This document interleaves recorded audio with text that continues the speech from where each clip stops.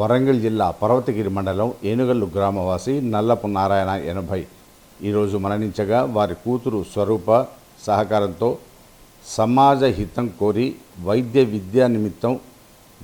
విద్యార్థి పరిశోధనలకు ఉపయోగ నిమిత్తం మెడికల్ కాలేజీకి దేహదానం చేయుటకు అంగీకరించారు. నారాయణ గారు గతంలోనే దేహదాన అంగీకార పత్రం ఇచ్చి ఉన్నారు.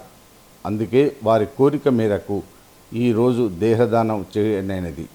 తెలంగాణ నేత్ర అవయవ శరీరదాతల అసోసియేషన్ ఆధ్వర్యంలో ప్రత్యేక అంబులెన్స్లో దేహాన్ని కాకతీయ మెడికల్ కాలేజ్ అనాటమీ విభాగానికి అప్పగించడమైనది.